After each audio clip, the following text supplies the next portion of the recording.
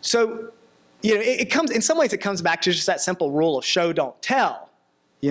That if you do too much telling, even in a children's book, and I see this mistake sometimes with people who are kind of new to writing for kids, is that they start to want to doubt that the kids are going to get it in the story.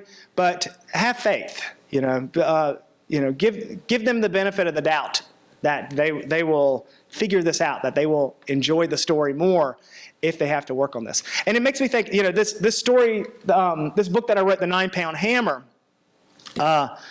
Spoiler alert, one of the main characters dies at the end. In fact, the character who's shown on the cover, he's about to bring, I'm sorry if some of you really hate spoilers, and I'm sorry, but this character who's shown on the cover of the book is about to bring the 9-pound hammer, John Henry's legendary hammer, down on top of this train. That train is going to erupt in a fiery explosion, and he will die. Seemingly, until the next book, when it turns out that he is not dead, right? But for young readers, time and again, I will be doing a book reading in a bookstore, or I do a lot of school visits, and kids will come up to me who have read the book, and the first thing they'll say to me is like, Conker's not really dead, right? Because he had that necklace on that had these special powers that were going to protect him. And then there was that scene earlier in the book when they said that, blah, blah, blah. And I don't spell it out in there, but I planted those clues. And kids get so much satisfaction out of reading, of figuring it out for themselves, They feel clever. There's a secret reveal on a villain in the story, which, sometimes adults or even kids will say, oh, I figured it out way before, it was announced who the secret villain was. Oh, I figured it out back in chapter 3 or chapter 4. And it's like, you are smart, you are clever. But I kind of knew that they were going to figure it out back in chapter 3 or chapter 4. I wanted them to. Because there's enormous satisfaction in figuring things out, putting pieces together in a story. So allow some of those pieces to not quite connect, and so that your reader will work to make those connections. So they'll love the story a lot more. And just a few final things to leave you with as thoughts, and then I would love to answer any questions that you might have before we head off to lunch.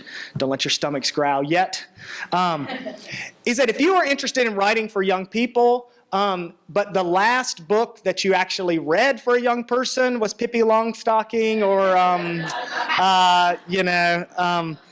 or Charlotte's Web or something like that, you got to read what's being published today. And in the past 20, 25 years, some of the absolute best children's books have been written. It is extraordinary what is being written today. So you will not be disappointed. You will enjoy reading these new books that are being written for young people. But it is important, obviously, if you want to write, to understand the marketplace. And so read those new writers. Go and find those in the library on the bookshelves, because there's a lot of good stuff out there. And read some John Claude Bemis, too, while you're at it, and don't, two more suggestions. One of them is, don't try to impress adults with your writing. They're not your audience. Yes, maybe some adults will read, you might have adults who are going to be reading the book aloud to a kid. And I have plenty of adults who don't have kids that they just, they love these kind of books. And so they read my books.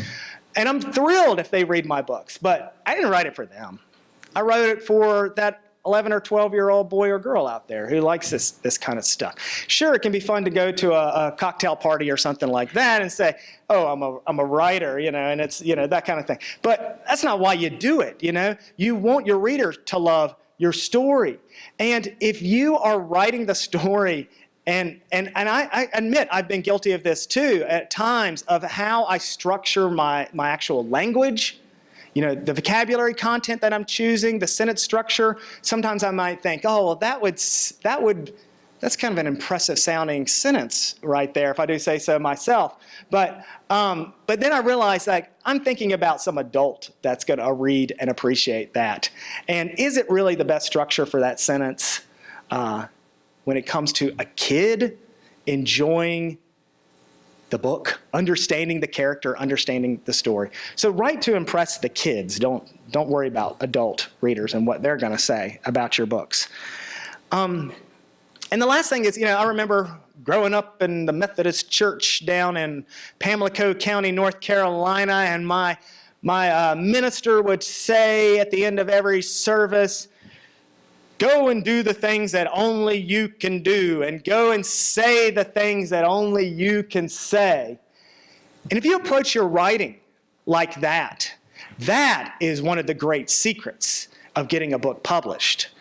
When I was working on this book, The 9-Pound Hammer, which ultimately became my first novel that I got published, not my first book I ever wrote, as you all understand, right?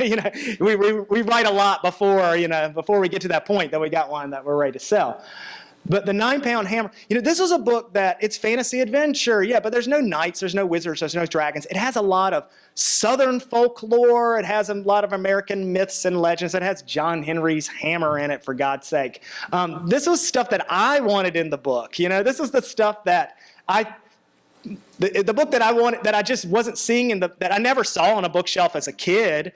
But as a kid from Pamlico County, I wanted to read a book, a fantasy adventure epic that didn't take place over in England. I wanted to imagine that this took place in my backyard right here in eastern North Carolina. So that book became something, as I wrote it, I often had a lot of doubts about it. Thinking, is this a really terrible idea to have a book with cowboys and magic and, is this just goofy?